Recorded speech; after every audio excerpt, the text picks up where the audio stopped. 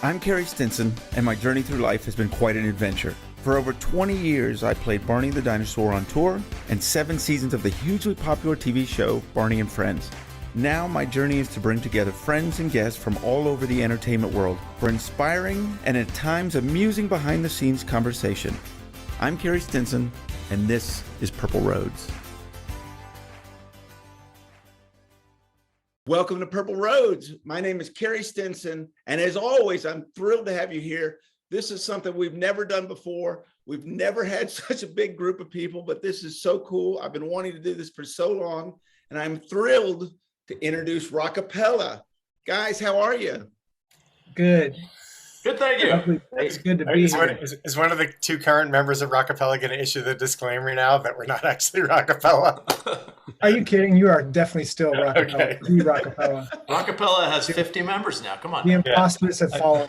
Yeah, Carey, technically, this is the version of Rockapella that was on Where in the World is Carmen Sandiego, but the current version of Rockapella is with Scott and Jeff and 3 other guys.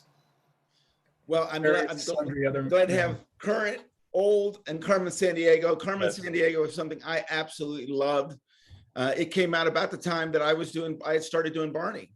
And it was just, to me, one of the coolest shows. And I've had Howard Blumenthal on. We've had Greg Lee on. And it's absolutely amazing how all of this happened, how this show came together. So I'd love to kind of start off with how you guys got together and got involved with Carmen Sandiego. Oh, man. I wasn't there. I mean, I just popped in when it started. You want to take it? Do it, baby. Well, it started with Spike Lee. Actually, we were on a kind of a rockumentary that Spike Lee did for PBS called Spike and Company Do It a cappella, and that was basically Rockapella's Hello to the World.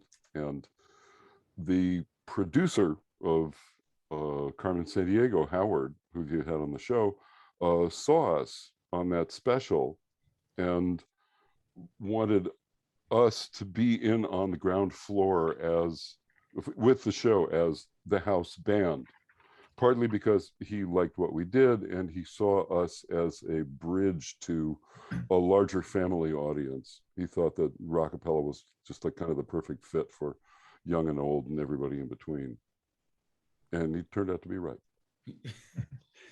Yeah, I mean, when it comes to that show, I don't think anything stood out more than that song and more than what you guys were doing.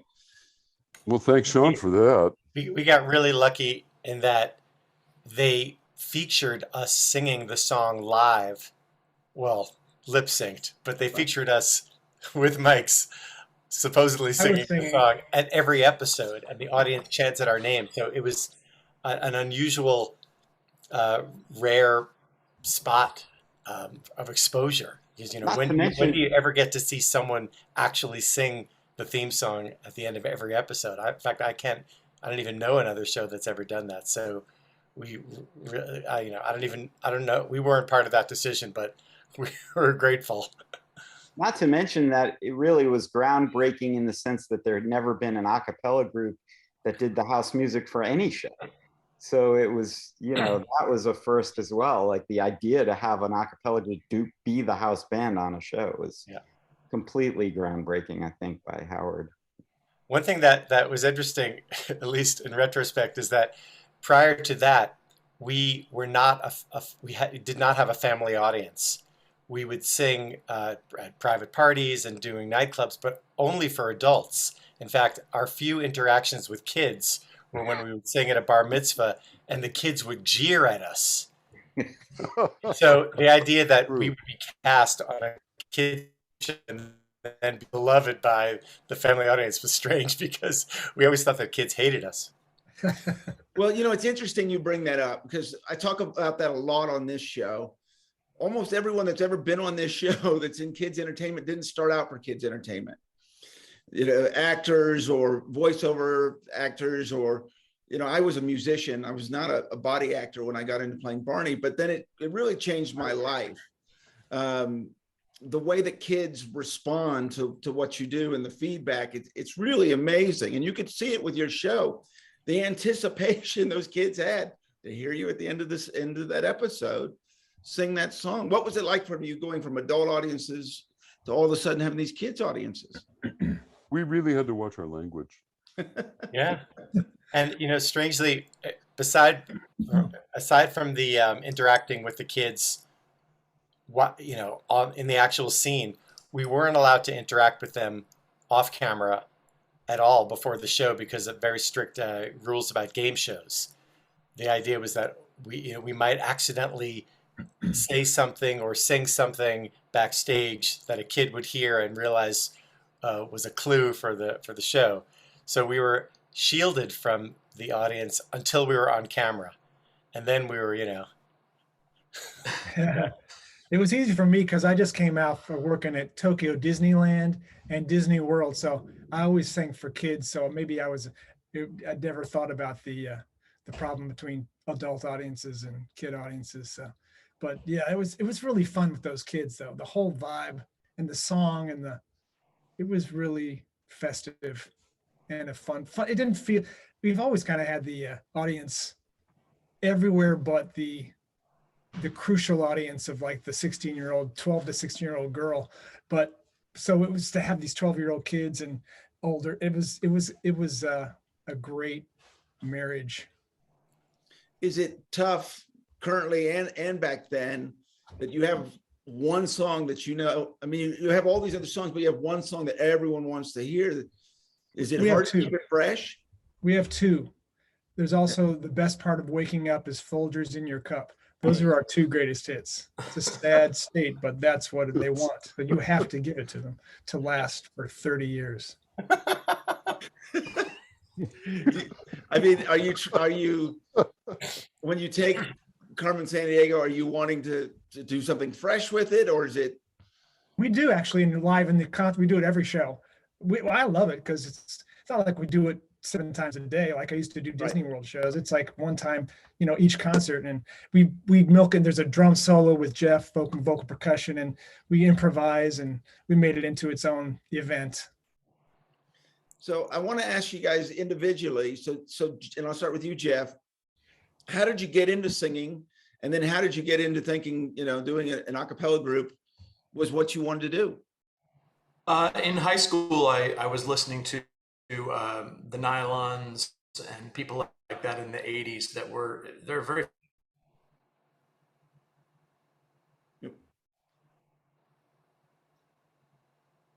if you continued into college, and I joined Rockapella when I was 25, so I had come out of all that and was looking for something, and I co-founded a group in Boston, it's still around, called 5 O'Clock Shadow, and I had started to do beatboxing in that, and it was a new concept back then, and Rockapella had the foresight to think, well, that is a no-brainer for a cappella, whether it's the samples they were using before me or during me. I think, taking that plunge, it's such a given in the a cappella world to have a beatboxer now, but Rockapella was really assertive with that idea. So I found myself doing this, novelty thing that I had never thought I could make money at. And I joined the group about halfway through Carmen Sandiego, and as I understand it, the producers didn't want to pay for a fifth guy until the 5th year. So we were touring and doing media appearances with me, and I was like, well, this is interesting. And we would rehearse backstage at Carmen Sandiego, and I learned a lot of the material of that initial time in Sean's dressing room at the studio. So that was my start. What about you, Scott? Let's see, I grew up loving my mother's 45 collection. She had a lot of songs by a group called the Mills Brothers from the 30s and 40s. Loved that male harmony when growing up. And then I loved like the Crew Cuts and the Beach Boys and Bread. And so I always loved that kind of male harmony vibe. And then Manhattan Transfer in the 70s. And then like Jeff, I liked the Nylons when I was in college. So the Rockapella thing, when that showed up, they put an ad in the backstage performing arts newspaper. They were looking for a certain type of tenor with a range and a vibe. And I was like, oh, that'd be good. Because I wanted to move to New York. I've just been in Japan, like I mentioned, at Tokyo Disneyland.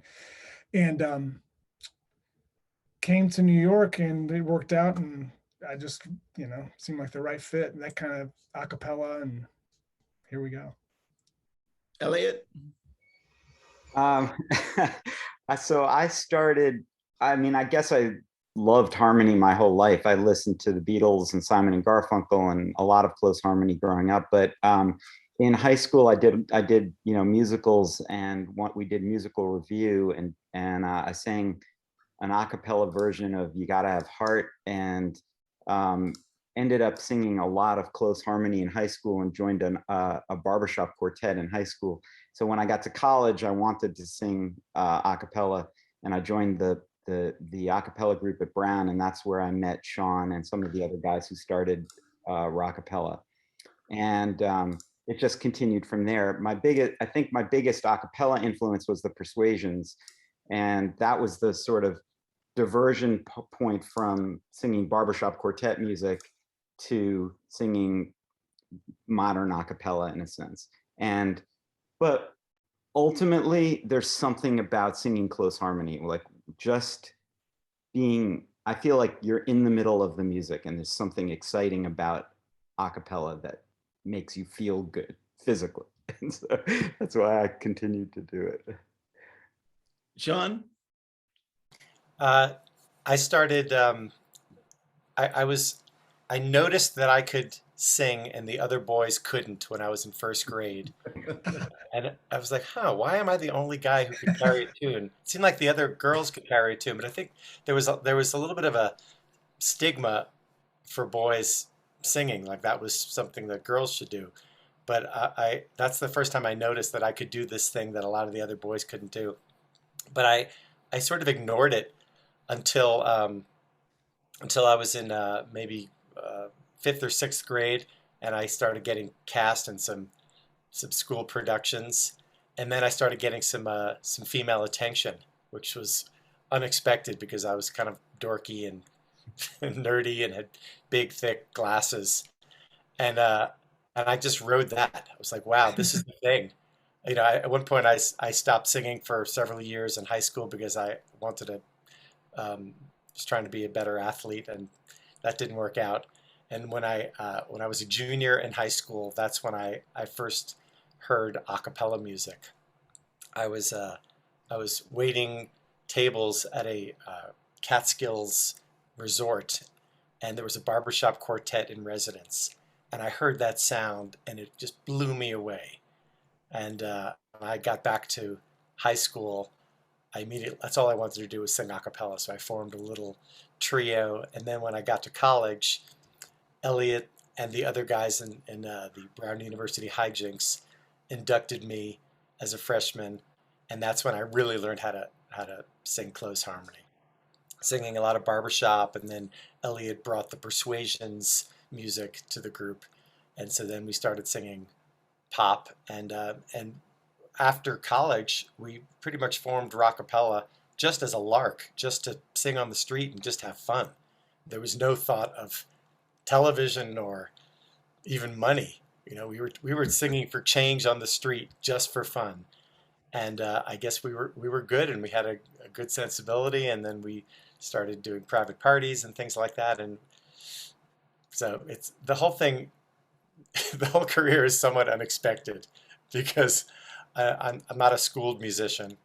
I just sort of learned from listening to the radio, and grateful that it still is going on. And Barry, and you've got this voice. Yep. Yep. When did you realize you had that deep voice? The day that it changed. I was 11. Oh my God. Yeah, it was kind of a shock. I mean, I had always loved music. I've been a really kind of intensely nerdy musician. I grew up in a very artistic family, and my first instrument was tenor sax, which was my dad's instrument, and it was okay. It wasn't my thing, and I started playing the French horn when I was 10, and that opened a lot of doors for me. And then the next year, my voice changed, and I was still playing the horn, but I also did a lot of singing. I mean, 11 is still middle school, so when the middle school choir director heard me talk, she just about peed on the floor. It was like, a bass, a bass, oh my God. It was like something I've never seen. But I really didn't, I didn't take advantage of the instrument itself until my mid-20s. Like I went through music school, I went to Juilliard and, was very kind of classically oriented in my profession, but I listened to a lot of other kinds of music. And I did a lot of ensemble singing. A lot of it was really nerdy, like madrigal groups and stuff like that. But there was also a cappella. I sang in a jazz, the 16-voice jazz group for a while. That was a lot of fun because I would sing bass lines and bass trombone parts from Stan Kenton arrangements and stuff like that. Where was that, in New York? Yeah, that was in New York. And, made a couple of albums that sank below the waves, but it was fun. And then one day I was having breakfast in New York, and we're fast forwarding a lot of years now, to what was it, 1988, and I'm reading Backstage magazine, and I don't have anything to do that day, and there's a little ad for an a cappella group that is looking for a bass who can sing a low D, which is like, okay, that's kind of the middle of my voice. We're good. And I phone them up and I go to this audition, and they open the door, and they at the time were Sean and Elliot. And Sean had this, like, I think it was kind of a cross between Bo Derek and a poodle on acid hairdo. It was like this big kind of teased up thing with frosted ends and the braids and everything. And I'm just taking a look at these two guys and think, what am I doing? And one of the first things they asked me to do was sing a descending scale, or just keep on singing descending scales until you hit the bottom of your register. And so I started doing that, and by like the third scale, Elliot is laughing hysterically. So what's funny? He said, I've never heard anything like that. And then he said, yeah, we really want you in the group. And I didn't hear from him for like 6 months. And then I was in Minneapolis working with the Minnesota Opera, doing an experimental opera with like electronic instruments and stuff. And I get this huge packet of music from Sean, and it's all Christmas carols and barbershop tunes that I'm now going to have to like memorize, this huge stack of stuff. And I just looked at it, and I stuffed it back in the envelope, and I mailed it back to Sean with a little note. It's like, I just can't do this. And Sean called me, and he just really poured it on. And the biggest lie he told was that it's really not going to be a big time commitment. So that was kind of the beginning of it. And that was when I finally got into the group. I can't tell you how many guys showed up to those auditions who said they were bassists and weren't, which is why we laughed, because it was crazy to actually hear an actual bass. Well, you had to been thrilled. Oh, it was fantastic. Yeah, we were. Well, it was like that when Scott auditioned. I think there were 126 submissions. Wow. On tape, and we had to listen to all of them. And I think we heard 3 guys, and 2 of them were just major disappointments. And then Scott was like, "Oh my God, where did this guy come from?" I remember Derek after Scott auditioned. It was in my apartment in the East Village. So while Scott is in, we auditioned in my bedroom, and Scott in the room for a second, and Barry just says to me and Elliot, "What are we doing? Let's just take this guy right now." So, yeah. I remember that. That was. I can remember that, your apartment. I remember that was great, because I think the night before I had seen you guys perform. Oh, at Green Street. Yeah. That was. I remember you were wearing. I think you were wearing a long coat. Was I? I don't remember that, but I Yeah. remember Wow. the evening. I remember the weekend. It was quite. It was very cool. I was like, oh, this, because I remember hearing your demo. You had made a demo of Zombie Jamboree, and the intro was that. It was like that. I was like, okay, there's something. That's something cool about that. This is like, this is something. So I'll always remember that weekend coming up to New York and seeing you guys and singing with you. And then I think we decided there and then that let's give it a shot. Yeah, that was fun. And Yeah, so I what's was like panicked at the idea of you like walking out. But it was like that with Jeff too. We heard an insane number of people who said they were vocal percussionists, and there are even tapes that became little self-referential jokes within the group. Well, also Bragadouche. Do you remember the guy who actually talked vocal percussion? He wasn't making percussion sounds. He was being onomatopoetic in rhythm, you know. So his triplet, tom-tom run was Bragadouche. So Jeff came in and he was like the real deal. Oh, you're very kind. I was wide-eyed and innocent, that's for sure. But you had time and you knew music. This is true. So what does it feel like when you guys all of a sudden go, oh, this is the group. We finally found them. This is it. Now what do we do with it? Rehearse our butts off.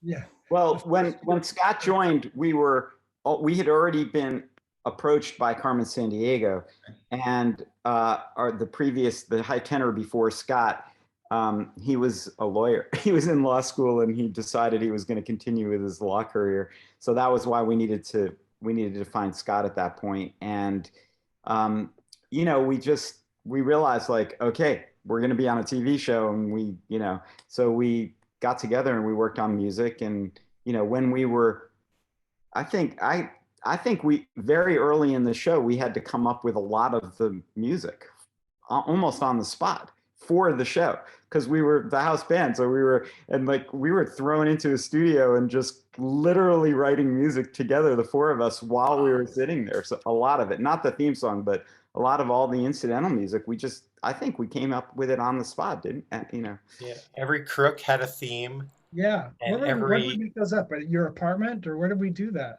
I thought it was at a studio. I remember we recorded them at Bob Golden's apartment, his basement apartment. He had a studio in his basement. Oh, okay. On the Upper West Side. But there was so much music, all these little, they were stings, they were like mini songs. And right, it was each bad guy, each crook had a theme song. Yeah. Then there was parting gift music. So when somebody lost and they had to like walk them off the show, one of them we called it Goodbye Loser. And that the waiting music, the thinking music, Think about it, music, which was like basically Bob. We were doing like a fake Bob Marley thing. Oh yeah. But they gave us a lot of latitude, because there was time pressure, and we were the musicians.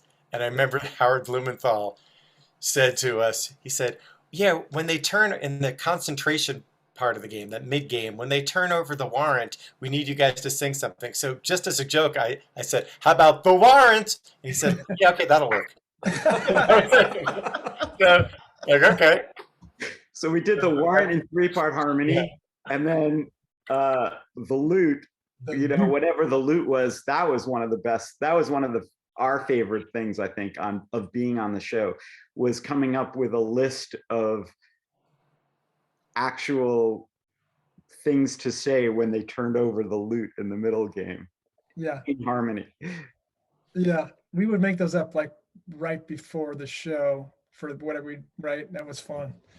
And try to get away with it. And that was just something you were used to doing, being able to come up with music that quickly? We got used to it. Is obviously a skill for you guys. backstage, at least I was hyper caffeinated. Yeah. We would have to get there really early in the morning, and they would throw a bunch of stuff at us. In the later seasons, sometimes they would give it to us before taping started, but it was very, very compressed.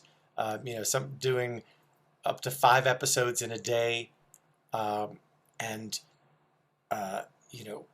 mostly hanging out backstage. And okay, you're on now for 10 seconds. Okay, now you're going to run through the set for 5 seconds. Now you're going to do this musical clue that we had arranged maybe that morning or maybe earlier that week.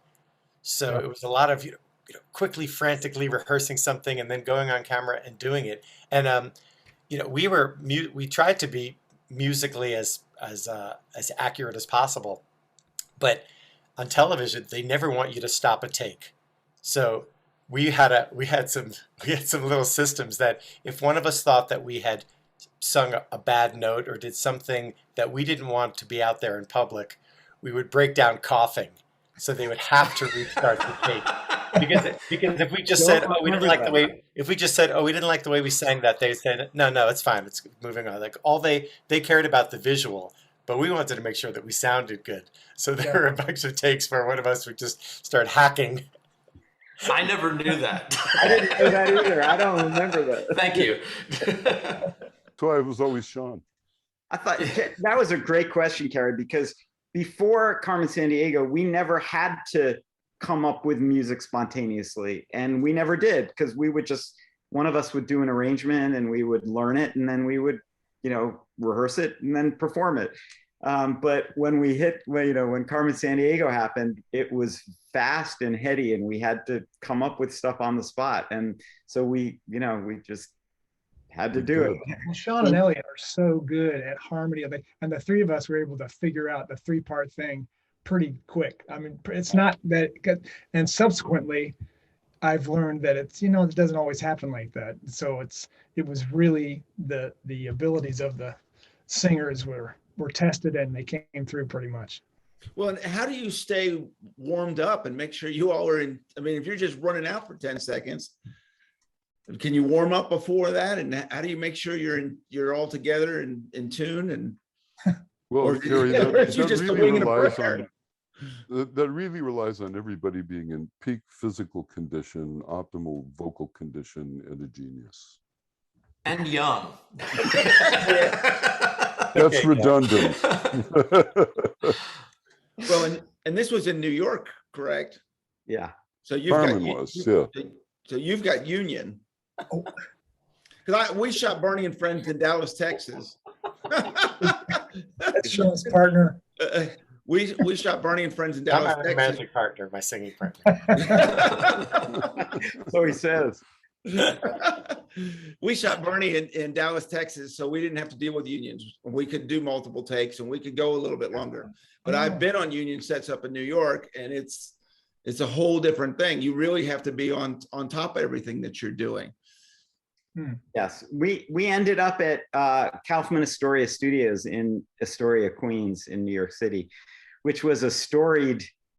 It was where the Marx Brothers did a lot of their movies were shot there, and there are a lot of TV shows that were shot there. Later, Sex and the City and The Sopranos were shot there. No, they were shot at Silvercup, but Nurse Jackie and a lot of TV shows were shot at Kaufman Astoria. But it was, so yes, everything happened in New York City. So when Howard's telling you guys what you're going to do, because talking to Howard's fascinating. I mean, the way his mind works and how quick he moves. Did you see this being a success, or did you just say, well, let's go for the ride and see where this goes? I mean, I don't think we had any idea that it was. I remember doing the pilot, and there was big anticipation. Is the show going to get picked up? So, we had absolutely no idea. In fact, I don't think that I really grasped the magnitude of it until the show had been on for a year, and we did a show, and we went out to Orem, Utah to do an outdoor show, and 5,000 people came.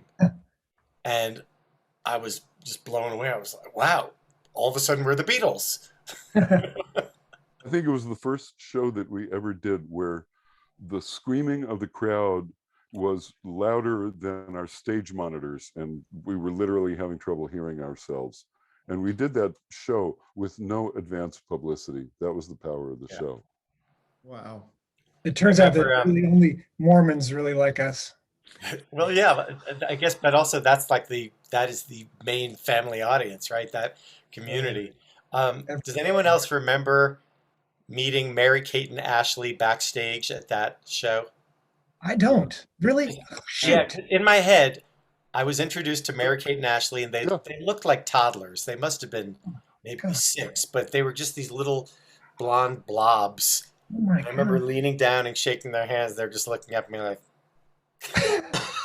I'm going to owe and I you. wish I had a picture of myself with toddler Mary Kate and Ashley. I mean, they were like they were on the show, but Wow.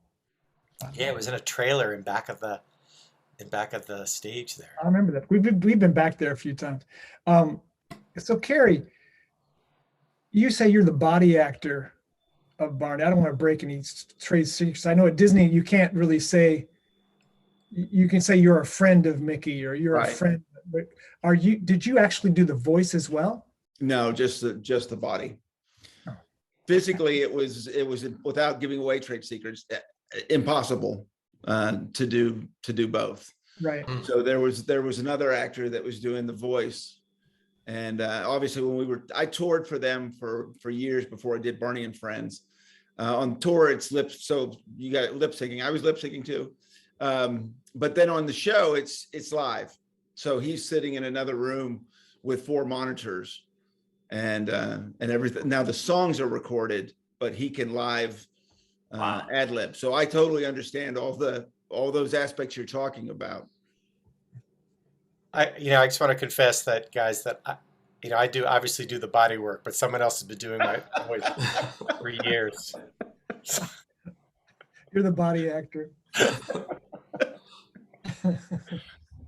So I got to talk about the song coming together. Where did that all come from? Well, they came to us and they said, we need music. And they said, we need a lot of music. We need a theme song. We need So we all sort of went our separate ways. And I came up with a few ideas. And I had very little songwriting experience. I think I had written 3 songs in college for some songwriting class that were terrible. But I had some hook ideas. And I was friendly with a guy that I was in a duo with in high school and college, a guy named David Yazbek, he's now one of the most famous Broadway composers out there. He won the Tony for The Band's Visit, and he wrote Dirty Rotten Scoundrels, Women on the Verge of a Nervous Breakdown, Tootsie. Yeah, Tootsie. So he was my songwriting friend, and I said, hey, they want us to write music, and I've got some ideas. Is any of these any good? And I played him my ideas, and he said, I really like this idea, and I'd love to work with you on it. So I was like, okay, this guy, he really knows what he's doing. So we the idea for the groove came from that there was a song on the radio at the time by a group called Jane's Addiction, called Caught Stealing, and it was a really funky groove. It was like and somehow that became who up who move who. I don't know how. I had that CD. It took the funkiest possible groove, and somehow it got sort of dumbed down into who up. And we did a kind of a quick and dirty demo. I played it for these guys. They liked it. We submitted it, and next thing you know, they're like, okay. But there was no way to know that, we didn't even know if the show was going to go. So this was just another piece of music. And it wasn't until they started featuring us singing it at the end of every episode and the audience shouting our name, "Do It Rockapella," that's when things really started to pop for us outside of the show. We started reaping the benefits of the fact that everybody knew our name and everybody knew the song. I think if the song hadn't been featured in that way, I don't think it would, maybe the show would have been a success, but certainly it wouldn't have had that spillover effect to us. Well, I know that for Barney, the "I Love You" song is something that as you guys all know, everywhere we go, we were playing New York back in '94 at Radio City Music Hall, and there was a legal issue over that song at the time, and we couldn't play it. And I mean, the whole show was just, people were so upset. And yet, how do you explain to kids why you can't do something? And so obviously they worked that out very quickly. But it's one of those songs that, I lip synced a lot over the years, but it's such what it means to the fans is it's so incredible. And I know it's the same for you guys with that, even though you're doing it 1,000 times or a lot more than that, the reactions have just got to be really cool when they ask you to sing it. Oh yeah. Yeah. It's cool. And when we do it live, one of our guys did a video montage of shots from the show, and it's so much fun to I just turn around and watch the tape edits, because it's the memories of those. Oh my God, they're just myriad, because not just singing on the show, but we would all have little bits where we would do something stupid, and there's 100 of those, and I can't wait till I'm like, well, I can wait, but when I'm 85 or 90, I'm going to sit back and look at that crap and go, God, do I really remember doing that? Because there's a lot of funny stuff. It's funny. I was talking to Greg Lee, and he said he just tells everyone that he's part of Rockapella, that no one ever recognizes him. He just said, I'm the 6th member. I just tell him I'm Rockapella. I'm okay with that. I'm fine with that. Well, I was telling him, and it's the same for you guys, how that show works. And I know, because of being in the business, how difficult it is. What he did and how he kept that show going. Obviously, Lynn Thigpen I think she's just absolutely incredible and such an important part of that show. And then what all you did. And I think it wasn't just you singing it, but the fact that you performed. If they would have just played it at the end of episodes, I don't think it would have worked as well as it did by you guys performing it at the end of each show. Yeah, probably so. It definitely had an impact. And the whole dancing on the map thing, the kids dancing on the map, it's amazing. All of a sudden it became like, Soul Train or something like that. Big communal party at the end of the show. And Lynn and Greg are both so musical that we did stuff together periodically, and they were really intertwined with us in a cool way. I mean, at the time we were doing it, I didn't think it was like a lot of work, because we would cram the whole season into 6 weeks or so. They would get up really early in the morning. Then we'd have to put all these songs together and, kind of get made up and do your thing. And it was just a lot of work. I don't remember enjoying it profusely at the time, but looking back, I'm like, oh yeah, that was enjoyable. Well, yeah, it definitely looks glamorous, but putting a show together. Now, we were only doing one a week. Of course, we had kids and all of that going on, but it's a lot of work involved in that. One show a week. Yeah, we were doing one show. We were recording one show a week. So but it wasn't on every day. Monday, Tuesday, Wednesday. Monday was rehearsal. Tuesday, Wednesday, and part of Thursday was shooting days, and then Friday we would learn next week. But we had a different batch of kids each week, so they would be getting those kids ready. They were going to school at the studio, and then we had a different batch of kids for every show. Yeah, we were doing singing and dancing as well. So challenging. So what was it like for you guys after you get out, you're done shooting and you go out touring, and a little bit like what happened in Utah, you start going across the country, I'm presuming, having these huge reactions? Yeah. Huge family audience. And what was interesting for us is that I think correct me if I'm wrong, at the time, all right, so when Scott joined the group, he had all these contacts in Japan. So because of Scott's contacts, we got a Japanese record deal. So we were going over there twice a year, recording albums for young adults, and it was a lot more glamorous. And so that's what we aspire to be hip rock stars in America. And America, we felt a little bit like, we're sort of stuck being a family act. If only we could get those young adults like we have in Japan. So we had these two careers going on.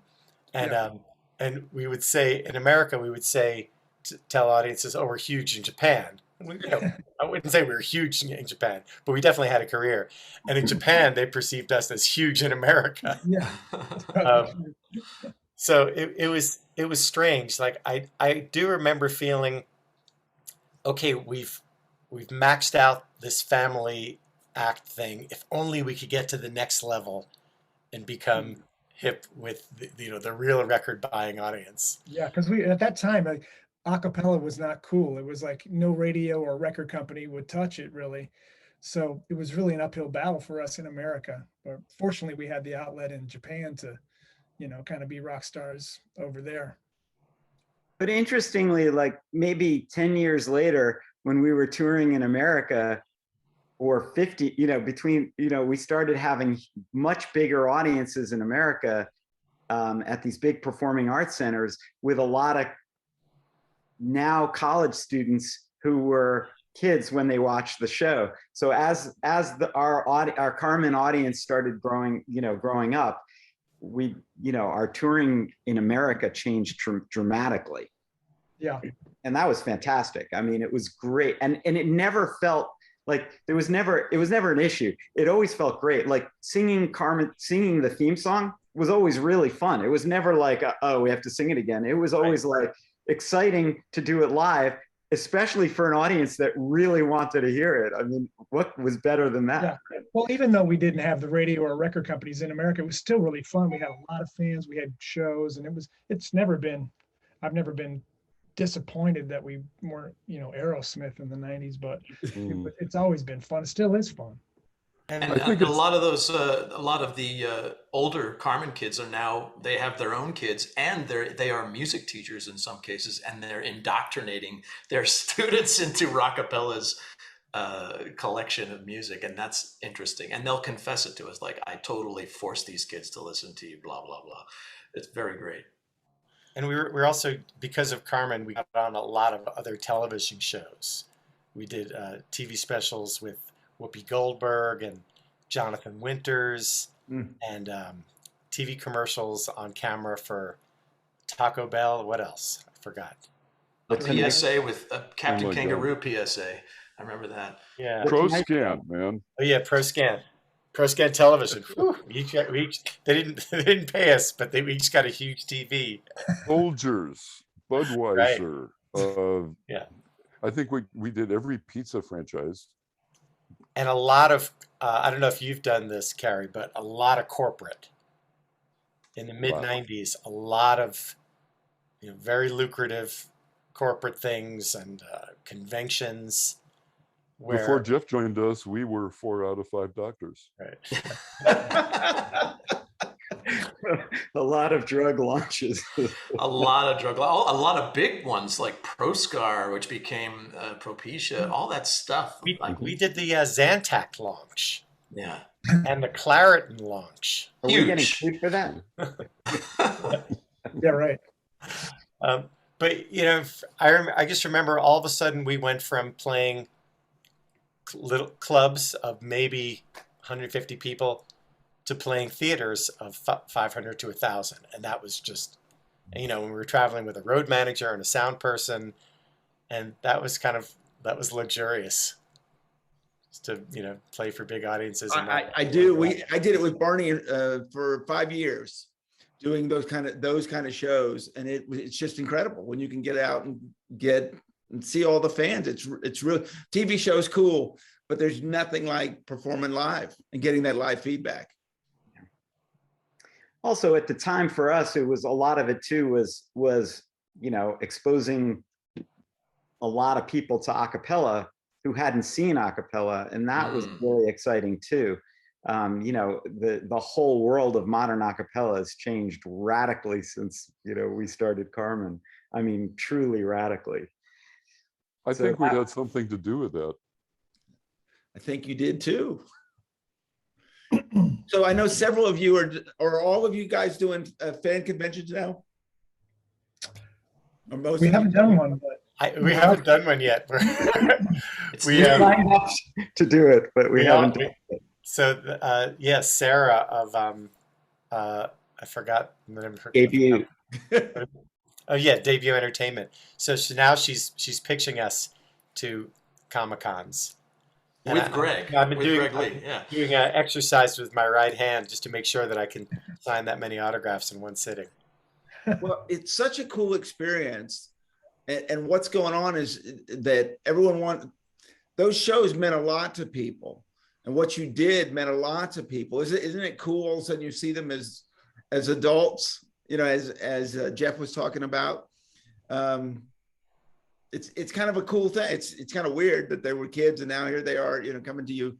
I get them for people that say, I learned all about love from Barney. Oh. 30-year-old that, came from a divorced family or something like that. The impact is amazing. Have you guys seen some of that? Oh, everybody yes. says they learned all about love from Rockapella.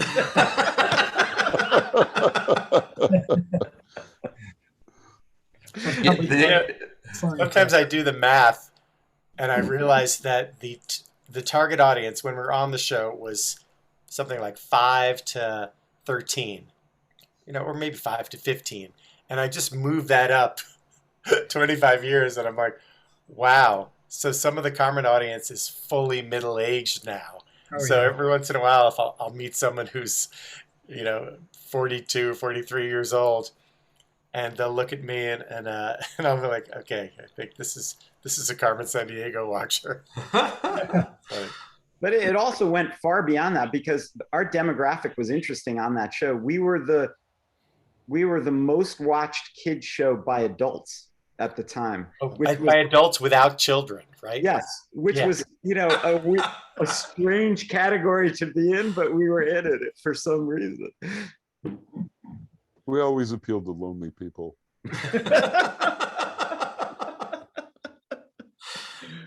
So what's everyone doing these days, Jeff? I kind of returned to my college education and went to studio recording for other people and video production and stuff like that. And really ramped up in the past 10 years. And I've been able to do it for Rockapella as well. So, you got to keep multiple irons in the fire in the arts. Scott?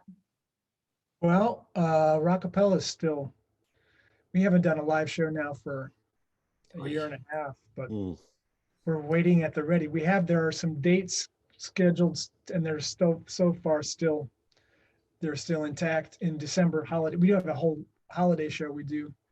So hopefully we'll be back doing live shows starting then. And then there are dates beyond that, but it's interesting to see how the live touring business, how it responds to this last 2 years, really unprecedented, but we're ready to go. Oh, and everyone's ready to hear you again. It's been crazy. Barry, what are you up to these days? Well, I still do some singing. I've been doing voiceovers for almost 4 decades now, so a big surprise that is. I've also been, when I got off the road with Rockapella, I retrained as a therapist. And so I have a practice and I travel and teach a lot as well. It's really fun. And what else am I doing? Well, that's really about all I can talk about safely, but yeah. Elliot? So towards the end of Rockapella, when we were still touring on the weekends, I started working on Sex and the City for 3 years as an accountant. And so I was an additional accountant. I literally had a crazy life where I would go to the studio and then go straight to LaGuardia, fly out to the shows, and then come back and go straight back to the studio. So I learned how to be an accountant in the film business, and I have a business helping shows with their New York tax incentive applications. It's a very niche business that I've been doing for the last 15 years. And I'm also training I'm hoping to compete in the world championships in a sport called kickbiking, which Oh. I train all the time, and I don't know how competitive I'll be, but that's my goal. Is I think the next championships are in Finland, so I'm hoping to make it there. What is kick biking? Tell us more. A kick bike is it's the size of a bicycle, but it's actually a kick scooter. So it has no seats, no gears, no pedals. It's just like a kid's scooter, but the size of a bicycle. So real brakes, real wheels, like bicycle wheels. It's really fun. I ride it all over I'm working up to marathon distance, but Wow. it's my Never heard. yeah, my sport of choice now. That's cool. They race all over Europe. In the Czech Republic, it's huge. It's weird. You have to go to the Czech Republic to race. No one has them here. And Sean, what have you been up to? Okay. So I left Rockapella. Wow. So now it's 24 years ago. So I left Rockapella and I started recording my own songs as a aspiring rock star singer songwriter, and I've put out several albums of original material. And then I've had a couple of different comedy song acts called Jumongous, where I've put out a couple of albums of original Jewish themed comedy songs. But lately I'm in 2 tribute acts. One is called The Everly Set, which is a tribute to the Everly Brothers with that guy who I'm sharing a room with right now. That's us. And now we have a new act called Forever Simon and Garfunkel. So for the first time since I left Rockapella in '97, I'm actually performing for nice size audiences again. But as opposed, when Rockapella performed for these audiences, it was like a lot of kids and their parents and the occasional grandparents. Now it's all grandparents. Like my audience is mostly the Everly Brothers audience, which is senior citizens. But there's a big audience out there for this stuff, and we love doing it. And They're so good. Hold your head high. Yeah. Yeah, no, I've always loved singing in 2-part harmony, and it's nice to be out there doing it in theaters again. If you have a chance to see their show, it is absolutely fabulous. Oh, thank you. Those boys are very talented. they sound just like even better. Tonight we're in Holyoke, Colorado, and then tomorrow we're going to be in New Mexico, and I'm told it's a very long drive. So I'll bet. That's the one state we haven't played yet. New Mexico? Yeah. It's a beautiful place. I was there for a while. Yeah. Got to get there before we stop. Well, I was there last month. It's still there. Hey. It's real pretty. Okay. And I still sing a cappella with some other Rockapella alums, and we have a group called the Groove Barbers. So I still get to sing a few shows a year with and get to sing close harmony. So that's always a pleasure. Well, I got to thank you guys. This has been a pleasure. It has been a pleasure. I watch the show all the time. I love the song. I love everything you guys did. And I just can't thank you enough for being on the show. Oh, thanks, Carey. Thank you so much for having us. Really enjoyable. Well, I hope you guys get out there soon. I hope you can get to Comic-Con. I hope you guys are out performing. We want to see your show. I will promote you guys like crazy. And I just can't thank you enough. Thanks. Thank you. Thank you, Carey. Thanks for having us on. Well, thank you for watching a special Purple Roads. Remember to keep your eyes, ears, and heart open, and you'll find your Purple Road. We'll see you next week.